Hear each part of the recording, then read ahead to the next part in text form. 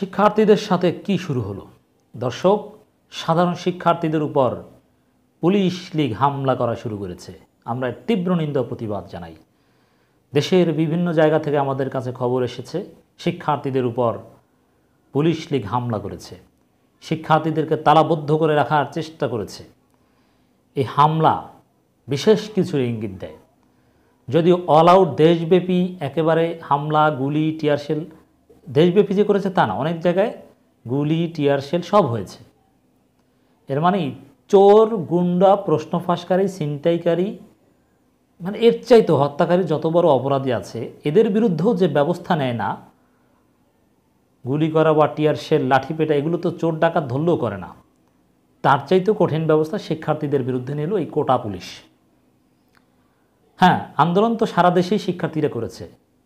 পুলিশের প্রতি আজকে নির্দেশ ছিল আন্দোলন দমন করার, কিন্তু পুলিশ অনেক জায়গায় সতর্ক ছিল, চেষ্টা করেছে, বাধা দেওয়ার চেষ্টা করেছে। শিক্ষার্থীরা ভুয়া ভুয়া স্লোগান দিয়ে পুলিশের ব্যারিকেড ভেঙে আন্দোলন করেছে, কিন্তু পুলিশ কিন্তু টিয়ারশেল, লাঠিচার্জ, গুলি সব জায়গায় করেনি, বিভিন্ন জায়গায় করেছে। কুমিল্লায় করেছে, চট্টগ্রামে, আরও বিভিন্ন জায়গায়। কারণ এই সব জায়গায় যেটা হয়েছে এটা কোটা পুলিশ করেছে বলে আমরা ধরে নিই, কারণ সব জায়গায় তো আর পুলিশ করেনি। এরপরে এই হামলাগুলো পরিকল্পিত, ঠান্ডা মাথায় কুমিল্লা বিশ্ববিদ্যালয়ে আরও বিভিন্ন জায়গায় হামলা করে মূলত একটা বার্তা দেওয়া হয়েছে যে এরকম ধীরে ধীরে ধীরে ধীরে বিভিন্ন জায়গা থেকে আস্তে আস্তে দমন করা হবে, ট্রিকল ডাউন শুরু করা হবে, নিচ থেকে আস্তে আস্তে আস্তে আস্তে তোমাদের উপর হামলা করা হবে। এক পর্যায়ে আন্দোলনকারী নেতাদের গ্রেপ্তার করা হবে। ওই যে ভিপি নূর, রাশেদ, ওদের সবাইকে তো গ্রেপ্তার হতে হয়েছিল। এমনি এমনি তো আর 2018 কোটা আন্দোলন সফল হয়নি। এজন্য আমরা বলবো এতদিন যা হয়েছে সেটা ছিল রিহার্সাল। কোটা বিরোধী আন্দোলন শুরু হয়েছে মূলত আজ থেকে।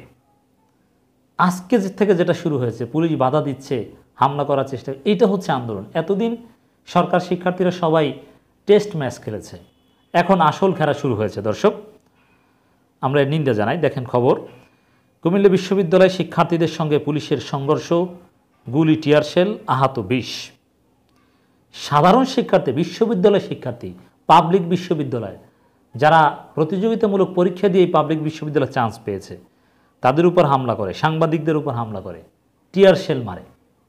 চিন্তা করেছেন কোটার প্রতি কি প্রেম, অথচ প্রায় শতভাগ শিক্ষার্থীদের দাবির প্রতি কোনো শ্রদ্ধা নেই। এই কুমিল্লা বিশ্ববিদ্যালয়ে পরিকল্পিত ঠান্ডা মাথার হামলা ইঙ্গিত দেয় যে এক পর্যায়ে ঢাকা, রাজধানীতে বিভিন্ন জায়গায়, গুরুত্বপূর্ণ সব জায়গায় এরকম হামলা করা হবে। এরপরে পুলিশ লীগ, ছাত্রলীগ, যুবলীগ, হেলমেট লীগ, এরা সবাই মাঠে নামবে। সরকারি চাকরিতে কোটা বাতিলের দাবিতে আন্দোলনরত কুমিল্লা বিশ্ববিদ্যালয় শিক্ষার্থীদের সঙ্গে পুলিশের পাল্টাপাল্টি ধাওয়া, সংঘর্ষের ঘটনা ঘটেছে। এ সময় সাংবাদিক সহ কমপক্ষে 20 জন শিক্ষার্থী আহত হয়েছে। এর মানে শিক্ষার্থীদের উপর হামলা করা হয়েছে, আর সাংবাদিকরা যেহেতু ঘটনা তুলে ধরছে, তারাও কিন্তু পুলিশের টার্গেট। আর সাংবাদিকদের উপর পুলিশের এমনিতে ক্ষোভ আছে। পুলিশ সার্ভিস অ্যাসোসিয়েশন সাংবাদিকদের হুমকি দিয়ে বিবৃতি দিয়েছিল না, সেটা নিয়ে সাংবাদিকদের কড়া প্রতিক্রিয়া দেখিয়েছিল। এর মানে সাংবাদিকদের উপর ক্ষোভ আছে। বৃহস্পতিবার 11 জুলাই বিকাল 3:15টার দিকে শিক্ষার্থীরা ঢাকা চট্টগ্রাম মহাসড়ক অবরোধ করার জন্য ক্যাম্পাস থেকে বের হলে বিশ্ববিদ্যালয় আনসার ক্যাম্প সংলগ্ন স্থানে এই ঘটনা ঘটে। প্রত্যক্ষদর্শী সূত্রে জানা গেছে, আজ বিকাল 3:15টার দিকে শিক্ষার্থীরা সরকারি চাকরিতে কোটা বাতিলের দাবিতে ঢাকা চট্টগ্রাম মহাসড়ক অবরোধ করার জন্য ক্যাম্পাস থেকে বের হন। বিশ্ববিদ্যালয় আনসার ক্যাম্প সংলগ্ন পৌঁছলে পুলিশ ও ডিবির প্রায় শতাধিক সদস্য শিক্ষার্থীদের বাধা দিতে দেন। এর মানে প্রথম বাধা দেওয়া হয়েছে কার পক্ষ থেকে? পুলিশের পক্ষ থেকে। এখানে সাধারণ শিক্ষার্থীদের কোনো দোষ নেই, তারা একেবারেই শান্তিপূর্ণ ছিল, ইচ্ছা করে পুলিশ বাধা দিয়েছে। শত শত শিক্ষার্থীদের পূর্বঘোষিত শান্তিপূর্ণ কর্মসূচিতে বাধা দিয়ে পুলিশ জনগণের, শিক্ষার্থীদের সাংবিধানিক অধিকারের উপর বাধা দিয়েছে। আর এই যে কর্মসূচি, এতে সাধারণ জনগণের সমর্থন রয়েছে। এতে শিক্ষার্থীদের সঙ্গে পুলিশের প্রথম ধস্তাধস্তি হয়। এরপর আবাসিক হল ও মেয়েরাও প্রায় 700-800 শিক্ষার্থী এসে যুক্ত হয়ে পুলিশের বাধা অতিক্রম করে মহাসড়ক অবরোধ করতে চান। এ সময় পুলিশ শিক্ষার্থীদের উপর প্রথমে লাঠিচার্জ করে, এরপর শটগান দিয়ে কয়েক রাউন্ড গুলির পাশাপাশি টিয়ারশেল নিক্ষেপ করে, যা কিছুক্ষণ পর তুমুল সংঘর্ষের রূপ নেয়। এ সময় শিক্ষার্থীরা পুলিশকে লক্ষ্য করে ইট, পাটকেল, পাথর মারেন বা নিক্ষেপ করেন। আত্মরক্ষার্থে তো কিছু করতেই হবে। পুলিশের এই সন্ত্রাসী হামলার তীব্র নিন্দা প্রতিবাদ জানাই। পরবর্তীতে পুলিশের আঘাতে আমাদের সময় সংবাদদাতা আনন্দ মজুমদার, দৈনিক ইত্তেফাকের সংবাদদাতা মনসুর আলম সহ অন্তত বেশ কয়েকজন শিক্ষার্থী আহত হন। ইত্তেফাকের প্রতি একটু ক্ষোভ রয়েছে, কারণ ইত্তেফাক একজন পুলিশের রানিং ডিআইজির দুর্নীতির খবর প্রকাশ করেছিলেন তদন্ত করে। পরে তাদের সদর হাসপাতালে পাঠানো হয়। কয়েক দফায় এই সংঘর্ষ চলেছে।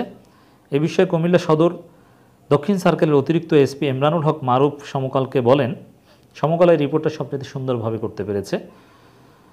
স্বীকার করেন, দেখেন প্রতিদিন এভাবে রাস্তা ব্লক করে রাখা দেশের অর্থনীতির জন্য ক্ষতিকর।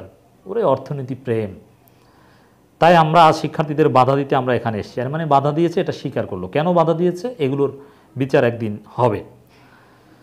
সাধারণ জনগণের আন্দোলনে এভাবে বাধা দেওয়া যায় না। সন্ত্রাসী বা অন্য কেউ কোনো কাজ করলে সেটা বাধা দেওয়া যায়, আর রাজনৈতিক দলের উপর বাধা দিলে সেটার একটা যুক্তি থাকে, কিন্তু সাধারণ শিক্ষার্থীদের উপর এভাবে বাধা দেওয়া যায় না। নীলক্ষেত সায়েন্স ল্যাবে শিক্ষার্থীদেরকে বা অবরোধকারীদেরকে বসতে দেয়নি, পুলিশ হামলা করেনি কিন্তু বাধা দিয়েছে।